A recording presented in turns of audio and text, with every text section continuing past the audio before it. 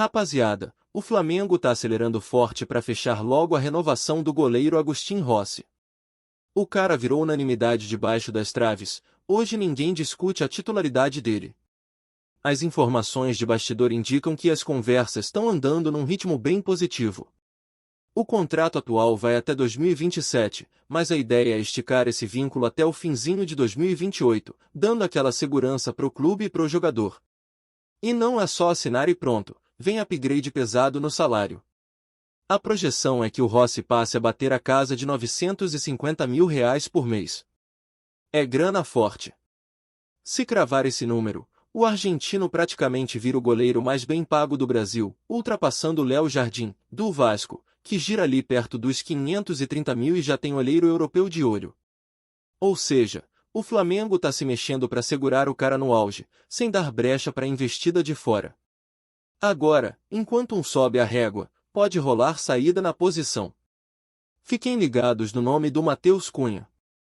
O Cruzeiro tá monitorando, tem conversa rolando segundo a galera da Rádio Itatiaia em Minas e pode pintar proposta concreta. Lembrando, o Matheus teve aquele momento forte no meio de 2024, quando o Tite fazia o rodízio, lembra? Era jogo com Rossi, jogo com Matheus, disputa sadia. Só que o Rossi encaixou, fechou o gol em sequência e a balança pendeu. O Matheus é cria do Ninho, já soma 55 jogos pelo profissional, chamou a atenção de vários clubes, o Flamengo recebeu sondagens, mas até agora nada que fizesse o clube dizer vende. A possível renovação do Rossi até 2028 naturalmente diminui o espaço do Matheus, então o staff dele olha cenário, tempo de jogo, evolução. Se o Cruzeiro apertar e vier com projeto e minutagem, pode mexer com a cabeça do garoto. Enquanto a diretoria negocia, em campo o clima deu uma azedada. Nova derrota no Brasileirão, tropeço contra o Santos na Vila Belmiro. Resultado chato porque tirou o Flamengo da liderança no momento em que precisava manter a pressão lá em cima. A torcida ficou na bronca e já vira a chave para o próximo compromisso. Na coletiva, Felipe Luiz não escondeu a insatisfação. Falou firme do resultado e já jogou luz no que vem por aí, clássico contra o Fluminense. Ele disse algo na linha de que vai ser clássico contra um adversário motivado pelo grande mundial que fez e que nunca é fácil jogar contra o Fluminense. Tradução em dialeto bola, não tem jogo tranquilo e os caras vêm mordidos querendo mostrar serviço. Clássico é detalhe, é concentração, é não desperdiçar chance. Resumindo no feeling, Flamengo corre para amarrar Rossi até 2028 com aumento pesado. Se confirmar ele assume o topo da folha entre os goleiros, Matheus Cunha pode virar movimento de mercado com o Cruzeiro rondando, e o time vem de derrota que obriga a resposta imediata no Fla-Flu. Se eu fosse cravar o próximo capítulo, primeiro sai anúncio formal do ajuste contratual do Rossi porque timing é importante para segurar rumor, depois definição do futuro do Matheus, empréstimo, venda ou permanece aceitando ser reserva. Fica de olho porque uma coisa puxa a outra. Vale pagar quase 1 milhão por mês pro Rossi nesse momento? Segura o cara sem pensar duas vezes ou investiria parte disso em outra posição carente? E o Matheus, mantém para ter reserva confiável ou libera para valorizar jogando mais? Agora, antes de continuarmos, não deixe de curtir, comentar e se inscrever no nosso canal. Isso é muito importante pois fortalece mais ainda a corrente rubro-negra, fazendo nosso Mengão cada vez maior e mais forte. Rapaziada, vamos de atualização quente porque o Flamengo tá vivendo aquela fase de janela em ebulição, telefone tocando, staff movimentando planilha e torcedor roendo unha. Depois da saída do Gerson, que já mexeu na espinha dorsal do meio-campo, agora pintou interesse de fora em mais duas peças, Ayrton Lucas e o garoto Matheus Gonçalves. Ainda não tem proposta formal batendo na porta da diretoria, nada de e-mail oficial com cifra e bônus, mas o cerco está se fechando em forma de sondagens, conversas indiretas, consulta a empresário, aquela rotina de pré-ofensiva de mercado que a gente já aprendeu a ler. E o clube, mesmo sem documento timbrado, já se organiza internamente porque sabe que quando fumaça fica constante é questão de tempo para alguém testar o caixa rubro-negro. O caso do Ayrton Lucas chama atenção porque o interesse vem do Al Nassr, e não é um clube qualquer, projeto agressivo financeiramente, vitrine global, liga que tá pescando talentos de tudo quanto é canto. A indicação parte do Jorge Jesus, que conhece bem o perfil de lateral que se adapta às ideias dele, intensidade para subir e recompor, passada longa, chegada forte na linha de fundo. O nome do Ayrton foi debatido lá dentro e isso por si só já liga alerta, porque quando um treinador com histórico de bater o pé por reforço coloca um jogador na mesa, a diretoria costuma ao menos preparar cenário de números. No Flamengo e no staff do atleta, até agora, nada de contato direto, mas todo mundo sabe como funciona. Primeiro filtram potencial de negócio, depois avançam pro agente, aí sim formalizam. Só que tem um componente importante, Ayrton tá lesionado depois daquela dividida contra o São Paulo.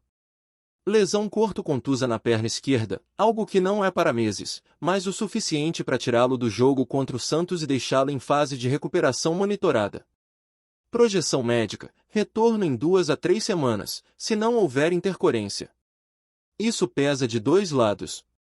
Para o Al-Nassr, pode segurar o ímpeto de formalizar já, porque querem ver evolução clínica. Para o Flamengo, dá um respiro para organizar discurso e decidir qual é a pedida mínima caso a proposta desembarque.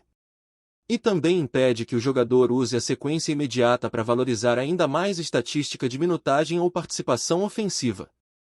Tecnicamente, perder o Ayrton nessa altura seria abrir um buraco num setor onde o Flamengo já alternou soluções e ainda busca estabilidade.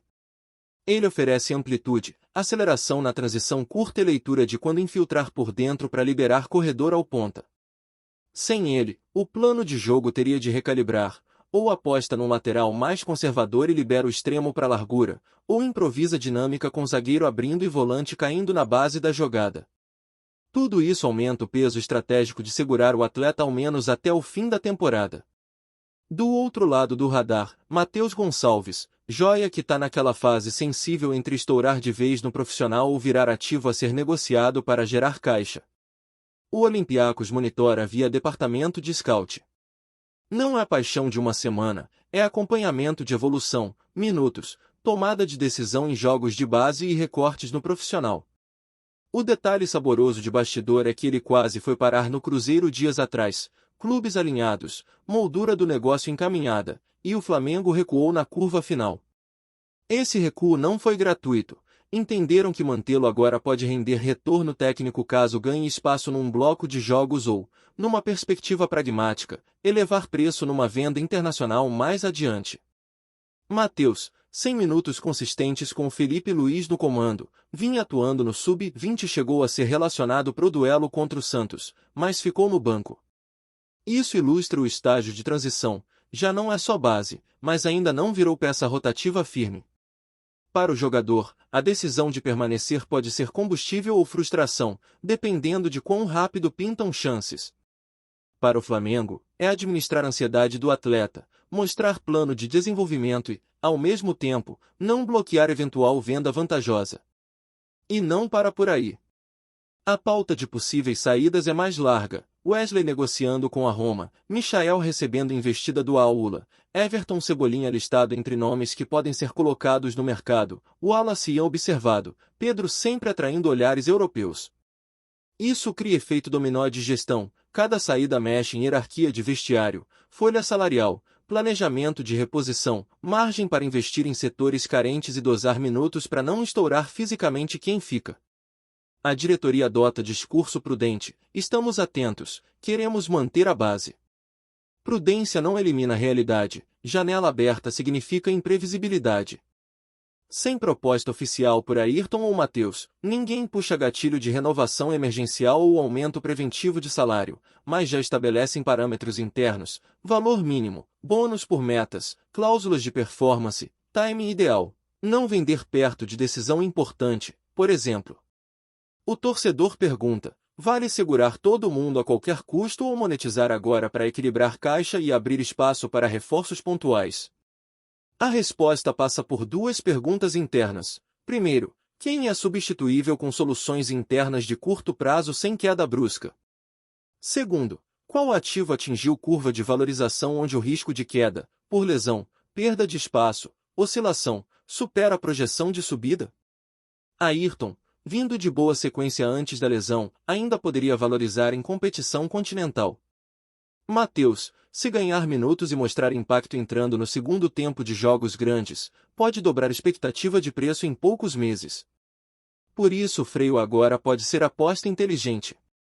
Cenários possíveis nos próximos capítulos. Proposta formal árabe por Ayrton chegando pós-liberação médica. Olympiacos testando o terreno com modelo de empréstimo com opção obrigatória condicionada a metas, minutos, classificação a competições europeias, para Matheus. Ou, se o mercado esfria de repente, Flamengo aproveita e oferece plano de progressão esportiva ao meia para evitar desgaste.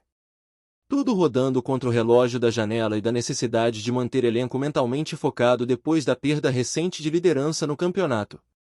Resumindo nesse fluxo, interesse externo crescente sem papel timbrado ainda é estágio de preparação, mas ignorar seria erro. Ayrton é peça tática relevante e sua lesão cria pausa estratégica. Matheus está na encruzilhada entre ativo de desenvolvimento e moeda futura. A janela carrega outros nomes que podem gerar avalanche de ajustes, e a diretoria equilibra a ambição esportiva com racional financeiro. Fica atento porque quando pingar a primeira proposta concreta, a reação, aceita, contrapropõe ou recusa firme, vai sinalizar qual prioridade prevaleceu. Até lá, leitura fria e paciência, porque rumor se transforma em negociação real na velocidade de um detalhe bem encaixado nos bastidores. Se precisar, depois monto versão enxuta para chamada de vídeo ou roteiro cronometrado. É só pedir. Agora, antes de continuarmos, não deixe de curtir, comentar e se inscrever no nosso canal. Isso é muito importante pois fortalece mais ainda a corrente rubro-negra, fazendo nosso Mengão cada vez maior e mais forte. Lucas Paquetá, que já foi uma das grandes promessas do Flamengo, está perdendo força para retornar ao clube e pode estar a caminho do futebol da Arábia Saudita. O meia, que está passando por um momento delicado em sua carreira, tem boas chances de ser inocentado na Justiça da Inglaterra, onde enfrenta um julgamento por má conduta em relação a apostas esportivas. Enquanto isso, 3 clubes árabes demonstram interesse em sua contratação. O Flamengo, por sua vez, está ativo no mercado da bola, recentemente fechando a contratação de Jorge Carrascal, que vem do Dínamo de Moscou. A diretoria rubro-negra busca reforçar ainda mais o elenco para a sequência da temporada. O foco está em deixar o time muito forte, com os olhos voltados para conquistas no Brasileirão, na Copa do Brasil e na Libertadores. Entre os jogadores que a diretoria sonha em trazer de volta, Lucas Paquetá é tratado como uma prioridade. No entanto, é importante lembrar que o veredito sobre sua situação na justiça deve ser anunciado apenas em agosto. O atleta tem enfrentado problemas de saúde mental em virtude da incerteza sobre seu futuro no futebol, especialmente devido ao risco de um possível banimento. Recentemente, o jornalista Fabrício Lopes, do canal Resenha Rubro-Negra, trouxe informações reveladoras. Segundo ele, 3 clubes da Arábia Saudita já entraram em contato com o West Ham, que detém os direitos do jogador, manifestando interesse em conversar com Lucas Paquetá. O clube inglês, por sua vez, estipulou um valor de 30 milhões de euros, o que equivale a quase 200 milhões de reais, para negociar o atleta. Além disso, Fabrício Lopes acrescentou que Lucas Paquetá teria dado sinal verde para as propostas vindas do futebol saudita, atraído pelos valores elevados que esses clubes estão dispostos a oferecer. Embora houvesse um acordo verbal com o Flamengo, a realidade do mercado árabe parece ter mudado os planos do jovem meia, que, neste momento, não deve retornar ao mais querido. A situação continua em evolução, e os próximos meses serão cruciais para o destino de Lucas Paquetá.